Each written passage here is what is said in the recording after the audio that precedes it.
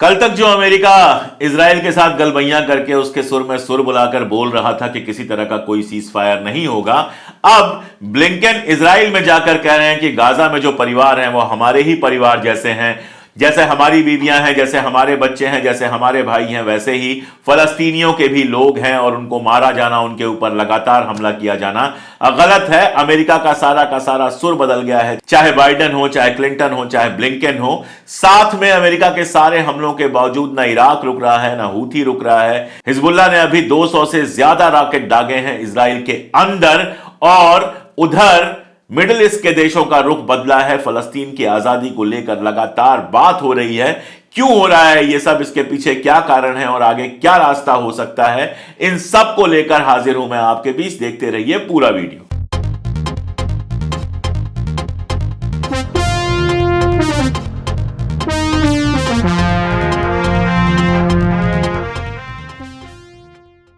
नमस्कार, टीसीएच पर मैं अशोक कुमार पांडे एक बार फिर से आपका स्वागत करता हूं और हाजिर हूं फलस्तीन और इजराइल के बीच में जो जंग चल रही है, या मैं जैसा अक्सर कहता हूं कि यह जंग नहीं है, एक तरफा जंग है जो इजराइल ने छेड़ी हुई है, उसके सारे अपडेट्स लेकर। लेकिन शुरुआत एक ऐसी खबर से जो उदास भी करती है, दुखी भी करती है और यह भी बताती है कि फलस्तीनी किस हद तक बजिद हैं इस बार अपनी जमीन न छोड़ने के लिए। एक फलस्तीनी डॉक्टर है और आप जानते हैं कि ज्यादातर हॉस्पिटल्स को तबाह कर दिया गया है, तोड़ फोड़ दिया गया है। लेकिन एक फलस्तीनी डॉक्टर हैं, उन्होंने अपने टेंट में, जिस टेंट में वो रह रहे हैं, उस टेंट को एक छोटे से क्लिनिक में बदल दिया है, जहां सारी सुविधाएं हैं ऐसी महिलाओं के लिए जो गर्भ से हैं, जिनके बच्चे होने वाले हैं। ऐसी महिलाओं के लिए सारी सुविधाएं वहां पर करके रखी हैं, ताकि अगर ऐसी इमरजेंसी आए तो उनको सही इलाज दिया जा सके, उनके बच्चे आसानी से हो सके। और इसी के साथ एक दूसरी तस्वीर देखिए, बड़ी छोटी सी, बड़ी प्यारी सी बच्ची है ये एक ऐसी बच्ची है जो यतीम हो चुकी है, जिसके माँ बाप को मारा जा चुका है, पूरे परिवार को मारा जा चुका है।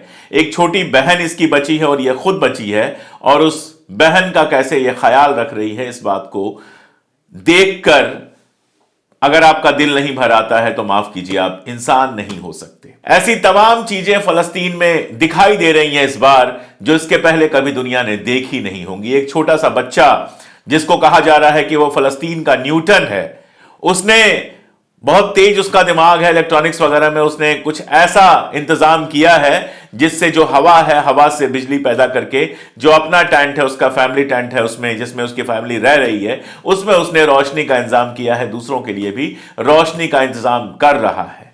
तो एक तरफ इजराइल का कहर, एक तरफ इजराइल लगातार लोगों को मारे जा रहा है। यह हुआ कि नॉर्दर्न से सदर्न ले गए, सदर्न से फिर यह हुआ कि राफा के पास जो क्षेत्र है, राफा बॉर्डर के पास जो क्षेत्र है, वो पूरी तरह से कहा गया यह सिक्योर है, यहां पर कोई हमला नहीं होगा। फिर वहां भी हमला कल रात को हुआ है, परसों वहां हमला हुआ है, 15 से ज्यादा लोगों को वहां मार दिया गया है।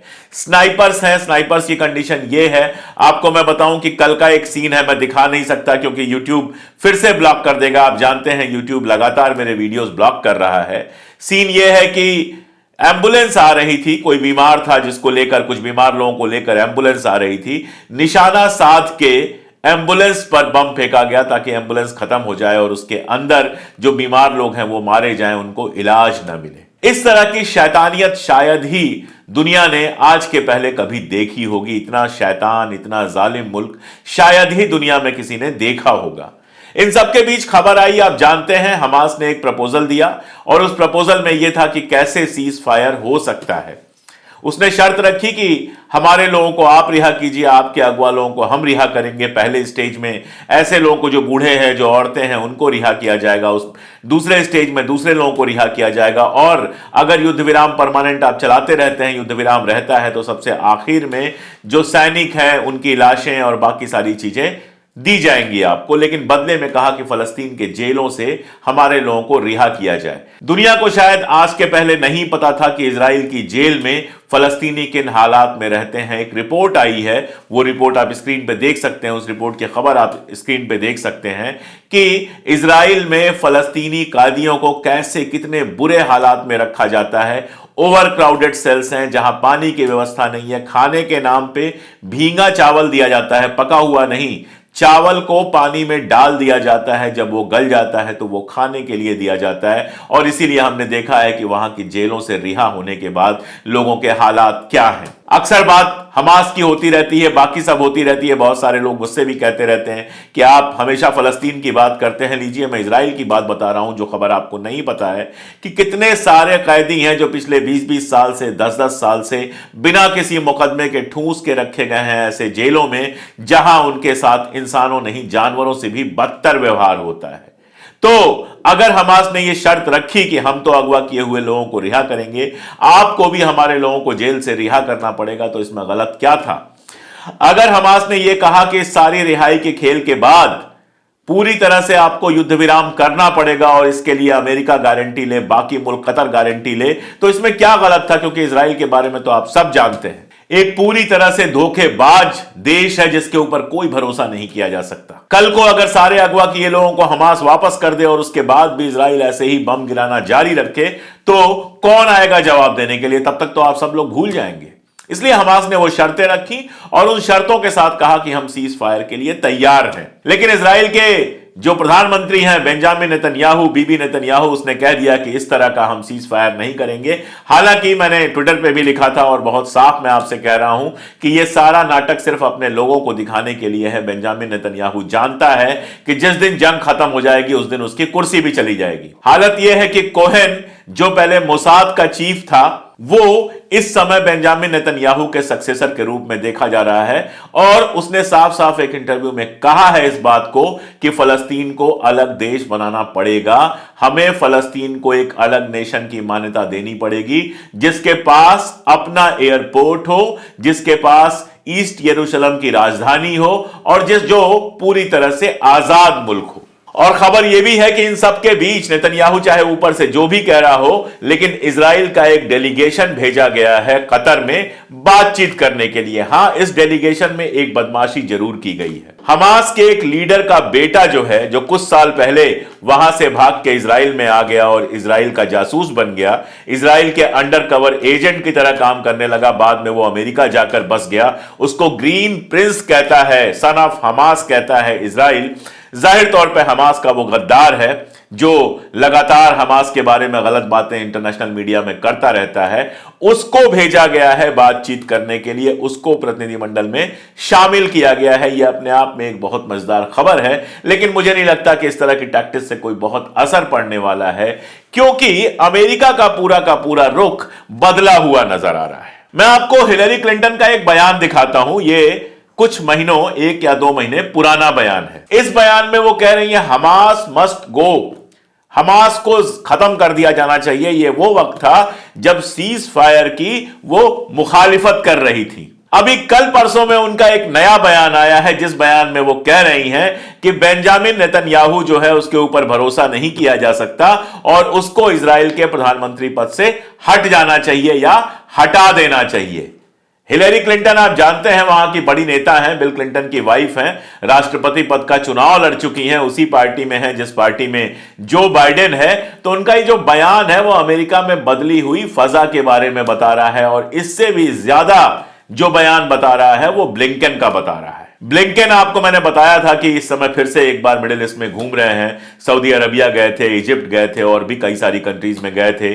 सऊदी अरबिया ने उनसे बहुत क्लियर कह दिया था कि फलस्तीन को जब तक आजादी नहीं मिलती है, जब तक फलस्तीन को एक नया स्टेट, एक आजाद मुल्क घोषित नहीं किया जाता है, हम इजराइल के साथ कोई रिश्ता नहीं रखेंगे। सऊदी अरबिया अमेरिका का बहुत करीबी मुल्क है, लेकिन देखिए हुक्मरान का अपना खेल होता है और अवाम का अपना खेल होता है। पूरे मिडिल ईस्ट में अवाम जिस तरह से प्रेशर डाल रही है, इस बार अब जाकर मिडिल ईस्ट के नेताओं के भी सुर बदलने लगे हैं। और मैंने आपको बताया कि सऊदी अरबिया ने कहा कि हम इजराइल के साथ कोई राब्ता तभी कायम करेंगे जब आजाद मुल्क घोषित कर दिया जाएगा फलस्तीन को। तो जब सऊदी अरबिया, इजिप्ट वगैरह से मिलकर इजराइल में पहुंचे ब्लिंकन, तो जो कल तक इजराइल जाकर सीज फायर की मुखालिफत कर रहे थे, जो कल तक इजराइल जाकर इजराइल के हुक्मरानों से कह रहे थे हम और हथियार भेजेंगे और पैसा भेजेंगे, वो ब्लिंकन साहब इजराइल में खड़े होकर वहां की प्रेस कॉन्फ्रेंस में कहते हैं कि गाजा के लोग भी वैसे ही हैं जैसे हमारे परिवार के लोग होते हैं, उनके बच्चे उनकी बीवियां वैसे ही हैं जैसे हमारी बीवियां और हमारे बच्चे होते हैं। तो उनके ऊपर जो जुल्म हो रहा है वो गलत है और ये जुल्म बहुत ज्यादा हो रहा है, इस जुल्म को रोकना होगा। ये बात कह रहे हैं वो ब्लिंकन जो इस जुल्म में बराबरी के साझीदार हैं, और इसीलिए जब ये सब नाटक करके वो लौटते हैं अमेरिका तो वहां के एक्टिविस्ट खून की शक्ल में पानी में लाल रंग घोलकर उसको खून की शक्ल में डालकर और उनके घर के सामने फैला देते हैं, उनसे बताते हैं कि गजा में ये जो मासूम बेगुनाह खून बहा है उस खून के लिए तुम्हारी भी उतनी ही जिम्मेदारी है। उधर बाइडेन जो कल तक इजराइल के साथ बिल्कुल खड़े थे, वो बाइडेन अब कह रहे हैं कि गजा में इजराइल जो कर रहा है वो जरूरत से ज्यादा है, बहुत ज्यादा है। गजा में जो तबाही आ रही है वो बहुत ज्यादा है। वैसे बाइडेन के बारे में मैं आपको एक बात बताऊं, पिछले दिनों ऐसा लगा जैसे बाइडेन, वैसे भी बाइडेन की उम्र काफी है, ऐसा लगा जैसे चीजों को भूल रहे हैं। वो फ्रांस के राष्ट्रपति की बात करते करते उन्होंने मित्रा का नाम ले लिया। मित्रा जमाना पहले फ्रांस के राष्ट्रपति हुआ करते थे, अब उनकी डेथ भी हो चुकी है। कल उन्होंने सीसी को कह दिया कि वो मैक्सिको का राष्ट्रपति है। उन्होंने कहा कि सीसी जो है UN8 को नहीं जाने दे रहा है। जो इजिप्ट का प्राइम मिनिस्टर है सीसी, उसके बारे में कहा कि वो नहीं जाने दे रहा है, लेकिन कह गए मैक्सिको का। हालत यह है कि वहां पर अब कई लोगों ने सवाल उठाया है कि क्या बिडेन की याददाश्त जाने लगी है। हालांकि बिडेन ने सामने आकर कहा मेरी याददाश्त जो है वो दुरुस्त है, सलामत है, लेकिन ऐसा लग रहा है कि बिडेन का ग्रिप लूज हो रहा है। कारण दूसरा है, बीमारी वगैरह तो जो होगी वो होगी, सबसे बड़ा कारण यह है कि बिडेन को सामने हार दिखाई दे रही है।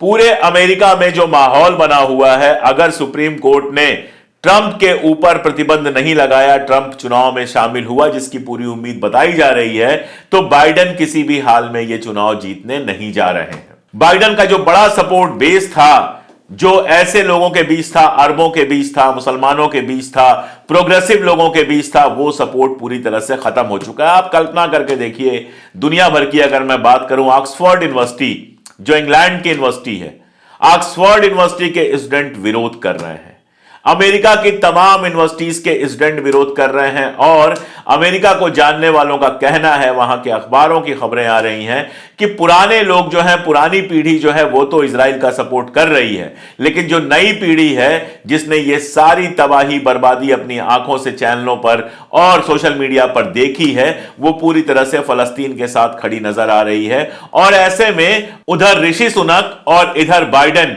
दोनों की कुर्सी खतरे में नजर आ रही है। यहां तक कि लंदन में जो लेबर पार्टी है, जिसको ट्रेडिशनली अरबों का, मुसलमानों का और बाकी प्रोग्रेसिव लोगों का वोट मिलता रहता है, उसकी कंडीशन भी बहुत खराब है, क्योंकि क्रेमर जो लेबर का नया हेड है वो लगातार इजराइल का समर्थन कर रहा है। इंग्लैंड में पूरा एक नया मूवमेंट खड़ा हो रहा है जिसमें प्रोग्रेसिव लोग, मुस्लिम लोग, ये सारे लोग अपने लिए नए कैंडिडेट की बात कर रहे हैं। वो कह रहे हैं कि 2 पार्टी सिस्टम बहुत हो गया, अब हमें एक नया कैंडिडेट चाहिए जिसको हम वोट देंगे।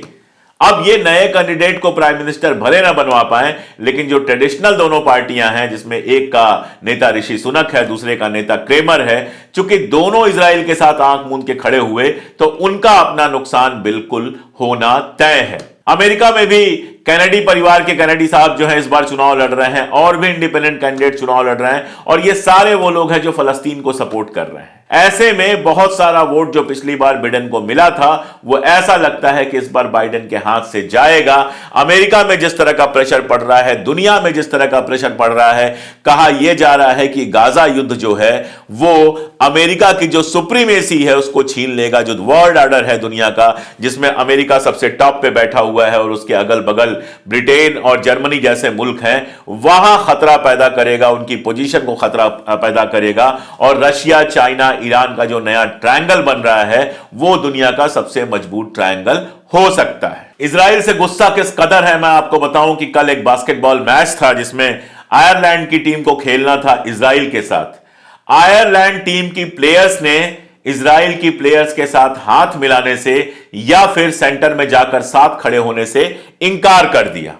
आप सोच सकते हैं इजराइल के खिलाफ किस तरह का गुस्सा दुनिया भर में है। और आयरलैंड की एक मिनिस्टर ने कहा कि एक जमाने में जो हमारी आयरिश रिपब्लिकन आर्मी थी, IRA, उसको कहा जाता था कि वो आतंकवादी है, लेकिन हम मेन स्ट्रीम हुए आजादी मिलने के बाद, वैसे ही हमास को आज आतंकवादी जरूर कहा जा रहा है, लेकिन कल फलस्तीन को जब आजादी मिलेगी तो उसकी भी मेन स्ट्रीमिंग हो जाएगी। इंटरनेशनल कोर्ट में जो कुछ हुआ आपको पता है, और अब नई न्यूज यह है कि निकारागुआ ने बाकायदा अर्जी दी है कि हम साउथ अफ्रीका के साथ खड़े होने वाले हैं। और मैं आपको बता चुका हूं कि निकारागुआ कह चुका है कि ब्रिटेन और फ्रांस जैसे मुल्क जिन्होंने गजा की इस तबाही में साथ दिया है, हम उनके खिलाफ भी मुकदमा करेंगे आईसीजे के अंदर। आईसीसी के अंदर मुकदमे हुए हैं, बाइडेन के ऊपर मुकदमा हुआ था अमेरिका में।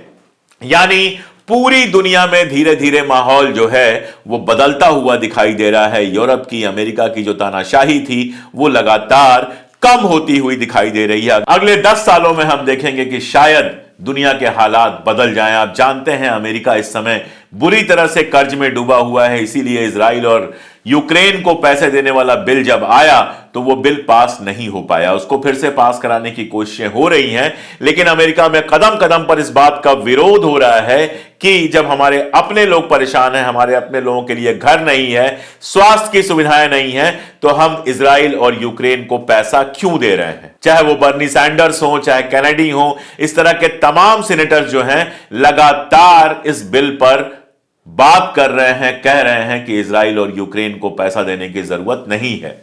यूक्रेन की हालत आप जानते हैं, अमेरिका और यूरोप के देशों के बल पे वो रशिया से भिड़ गया था, लड़ रहा था, लेकिन एक तरफ लगातार उसकी हार हो रही है, दूसरी तरफ तमाम मुल्कों ने उसको पैसे देने से मना कर दिया है।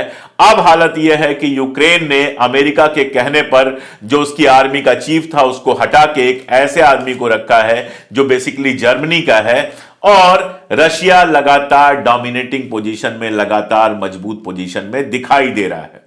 इधर ईरान जो है वो परमाणु ताकत पाने के बहुत करीब पहुंच चुका है, और ईरान के साथ जंग छेड़ने की हिम्मत फिलहाल अमेरिका नहीं कर पा रहा है। वो यमन में, इराक में बम तो गिरा रहा है, लेकिन उसका कोई असर नहीं हो रहा है। मैं आपको बताऊं कि हूथी ने अभी हाल में ही 2 जहाजों पर हमला किया, जिसके बाद ब्रिटेन ने अपना एक जहाज वापस बुला लिया। जर्मनी की कंडीशन यह है कि वहां जो शिप्स पहुंच रही हैं उनकी संख्या में 25% की कमी आई है, यानी 1/4 की कमी आई है हूथी के हमलों की वजह से। यानी अमेरिका, ब्रिटेन, जर्मनी, इन सब की जो बॉम्बिंग है उसका कोई असर नहीं हो रहा है। असर यह हो रहा है कि जो इराक अभी अमेरिका से बातचीत कर रहा था, अब यह कह रहा है कि अमेरिका के सैनिकों को हमारे यहां से वापस जाना पड़ेगा। यानी मिडिल ईस्ट में कुल मिलाजुला के अमेरिका का जो डोमिनेंस है उसको चुनौती दे रहा है ईरान और उसके समर्थक Hezbollah, Hamas, Houthi, Iraqi militia और ये सारे कुछ। हिजबुल्लाह जो है वो लगातार इजराइल के साथ जंग में है। इजराइल बातें बड़ी बड़ी कर रहा है, लेकिन हिजबुल्लाह के साथ फुल फ्लेज जंग छेड़ने की हिम्मत नहीं हो रही है। अभी कल की खबर है कि हिजबुल्लाह ने 200 से ज्यादा रॉकेट्स दागे हैं इजराइल के अंदर, जिसमें इजराइल के आर्मी का एक बंदा मारा गया है और भी कई लोगों के घायल होने की खबर है। उसके बाद इजराइल से खबर आई कि इजराइल ने भी वहां पर रॉकेट दागे हैं, जिससे वहां पर भी कई लोग मारे गए हैं। यानी इस सबके बावजूद हिजबुल्लाह न डर रहा है, न झुक रहा है, वो लगातार हमले कर रहा है। सबके बावजूद हूथी न डर रहा है, न झुक रहा है, वो लगातार हमले कर रहा है। सबके बावजूद हमास जंग के मैदान में बना हुआ है। कहा यह जा रहा है, अमेरिका की रिपोर्ट यह है कि 1/3 हमास के लोग मारे गए हैं, यानी 70% से ज्यादा हमास के लड़ाके अभी भी मैदान में हैं।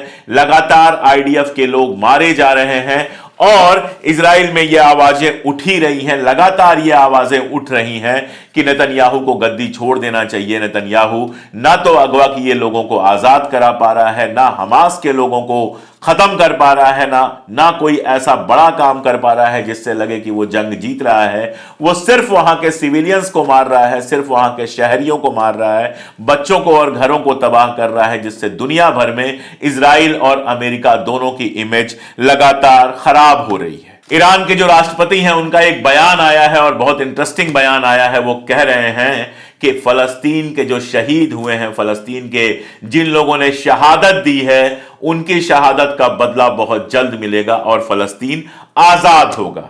इधर यूएनआरडब्ल्यू के ऊपर इजराइल ने जो आरोप लगाए थे कि 12 लोग उसके शामिल हैं अक्टूबर 7 के हमले में, और जिसके बाद अमेरिका और दीगर मुल्कों ने उसकी फंडिंग बंद कर दी थी, हुआ यह है कि जब उसकी जांच की गई, फॉक्स न्यूज ने और कई लोगों ने उसकी जांच की, तो मालूम चला कि इसमें कहीं कोई सबूत जैसी चीज तो है ही नहीं। अमेरिका की जो स्पोक्स पर्सन थी व्हाइट हाउस की, उनसे पूछा गया तो उन्होंने भी कहा कि जांच चल रही है। यानी बहुत सीधा सा मामला है कि कैसे भी ये यूएनआरडब्ल्यूए को, जो फलस्तीन में लोगों की मदद पहुंचा रहा था, वो रोकना चाहते थे, और इससे दुनिया भर में यह बात गई है कि इजराइल और कुछ नहीं चाहता है, सिर्फ फलस्तीनियों को मारना चाहता है। असरात क्या हुए हैं ये मैंने आपको बताया ही। साउथ अफ्रीका ने कहा कि इजराइल में जो हमारे नागरिक लड़ने गए थे, यानी जो साउथ अफ्रीका के नागरिक, मैं आपको बता दूं कि दुनिया भर में जो जायनिस्ट यहूदी हैं, वो इस समय इजराइल में जाकर उसके फेवर में लड़ रहे हैं, इंग्लैंड से, जर्मनी से और भी बहुत सारी जगहों से। तो साउथ अफ्रीका ने कहा कि हमारे यहां के जो लोग इजराइल में लड़ने गए हैं फलस्तीन के खिलाफ, उनके खिलाफ बाकायदा केस होगा, उनको जेल में डाला जाएगा। इसके बाद वहां की जो विदेश मंत्री हैं, उनको लगातार धमकी मिली, इजरायली एजेंटों से धमकी मिली जान से मारने की, जिसका कोई फर्क नहीं पड़ा है। और साउथ अफ्रीका पूरी ताकत के साथ आईसीजे में अपने मुकदमे को आगे ले जाने के लिए तैयार है, जहां जल्दी ही इजराइल को अपना जवाब सौंपना होगा। और ये सारे वीडियो जो उसके आर्मी के ऑफिसर और बाकी सारे लोग पोस्ट कर रहे हैं, ये सब उसके खिलाफ सबूत की तरह इस्तेमाल किए जाएंगे। तो आने वाले दिनों में देखना होगा कि यह जंग किस तरफ जाती है। मुझे ऐसा लगता है कि बहुत जल्द ना भी हो तो भी इस महीने के आखिर तक सीज फायर का कोई न कोई सूरत हाल निकलेगा। बेंजामिन नेतन्याहू को अपनी गद्दी छोड़नी पड़ेगी और फलस्तीन को एक इंडिपेंडेंट स्टेट, एक आजाद मुल्क घोषित करने का प्रोसेस धीरे धीरे शुरू होगा। ये हो सकता है कि शुरुआत में अमेरिका और कुछ मुल्क जो हैं वो इनको अपनी मान्यता दें, और उसके बाद बाउंड्री बनाने का, राजधानी तय करने का और बाकी सब तय करने का प्रोसेस शुरू हो, जिसमें मिडिल ईस्ट एक इंपॉर्टेंट भूमिका निभाए। जिस समय मैं आपसे बात कर रहा हूं, रियाद में मिडिल ईस्ट के तमाम मुल्कों के जो डिप्लोमैट्स हैं वो वहां पर बैठे हुए हैं और ये तय कर रहे हैं कि फलस्तीन को आजाद मुल्क का दर्जा कैसे दिलवाया जाएगा। तो इस बार जो फलस्तीनियों की शहादत हुई है, जो बच्चों ने, जवानों ने, बूढ़ों ने, औरतों ने शहादत दी है, वो बेकार नहीं जाने वाली है। फलस्तीन निश्चित रूप से एक आजाद और खुद मुख्तार मुल्क बनेगा, और यही दुनिया के लिए भी बेहतर होगा, मिडिल ईस्ट के लिए भी बेहतर होगा, और शायद अमेरिका के लिए भी बेहतर होगा। आज के लिए इतना ही, और जैसा मैं हमेशा कहता हूं कि साथ आइए हमारे, हमें ताकत दीजिए, ब्लॉक करने दीजिए यूट्यूब को, हमारे वीडियो शैडो बैन लगाने दीजिए, ट्विटर को फलस्तीन के सारी पोस्ट पर शैडो बैन लगाने दीजिए, फेसबुक को फलस्तीन इजराइल लिखने पर शैडो बैन लगाने दीजिए। लेकिन आप हमारे साथ आइए, हमारे वीडियोस को दूर तक पहुंचाइए। मेरे बगल में जो एक क्यूआर कोड चल रहा है, इसको स्कैन करके आप हमारे मेंबर बन सकते हैं।